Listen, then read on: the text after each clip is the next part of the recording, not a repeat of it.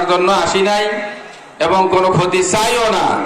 আমরা মাদ্রাসা শিক্ষাকে উন্নতি করতে চাই, দ্বীনি প্রতিষ্ঠানকে আমরা উন্নতি করতে চাই। এজন্যই মূলত আমরা এই দাওয়াতে এসেছি।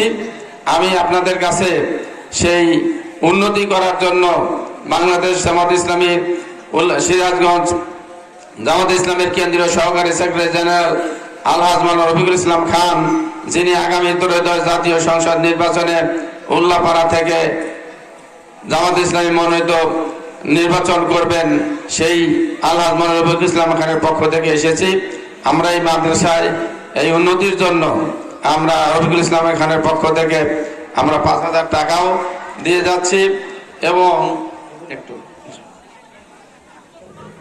এবং এই মাদ্রাসার উন্নয়নের জন্য ভবিষ্যতে আমরা আরো অনুদান আনার জন্য বিভিন্ন পথ আছে, সে পথের থেকে আমরা চেষ্টা করছি।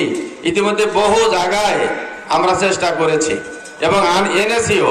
গত কয়েকদিন আগে ডিসি অফিসে এবং জেলা পরিষদে আমরা আবেদন করেছিলাম, যা অন্য কেউ জানেও না। আমরা আবেদন করে সেখান থেকে অনেক প্রতিষ্ঠানে 1,17,000, 1,14,000, 1.5 লাখ, 3 লাখ, 5 লাখ, 10 লাখ পর্যন্ত আমরা অনুদানের ব্যবস্থা করেছি। সুতরাং আমরা মাদ্রাসার উন্নতি চাই, ইসলামের উন্নতি চাই, ইসলাম প্রতিষ্ঠার জন্য চেষ্টা করতে চাই।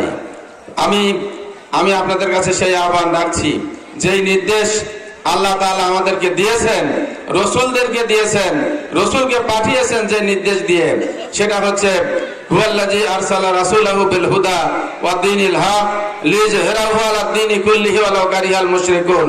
আল্লাহ বলছেন তিনি সেই মহান সত্তা যিনি তার নবীকে সত্য দ্বীন এবং হেদায়েত সহকারে প্রেরণ করেছেন, যাতে করে এই দুনিয়ায় যত আইন কানুন আছে সব আইন কানুন উৎখাত করে আল্লাহর আইন সেখানে প্রতিষ্ঠিত করতে পারেন।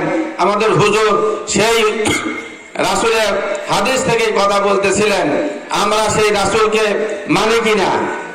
যদি মানি তাহলে রাসূলের যে উদ্দেশ্যে রাসূলকে পাঠানো হয়েছিল সেই উদ্দেশ্য আমাদেরকেও বাস্তবায়ন করতে হবে। আমি সেই উদ্দেশ্য বাস্তবায়নের জন্য সেই আল্লাহর আইন অনুসারে সমাজটা পরিচালিত হোক, আমাদের দেশটা পরিচালিত হোক, নতুন বাংলাদেশ গঠিত হোক, আমরা সেই চেষ্টা করছি। আমাদের চেষ্টার সাথে আমরা ঐক্যমত পোষণ করে আমরা আমাদের প্রিয় মাতৃভূমিকে ইসলামের আলোকে গড়ে তুলব, এই আশাবাদ ব্যক্ত করে সবার সুস্বাস্থ্য মঙ্গল কামনা করে আবারও মাওলানা রফিকুল ইসলাম খানের পক্ষ থেকে আপনাদের সালাম জানাচ্ছি।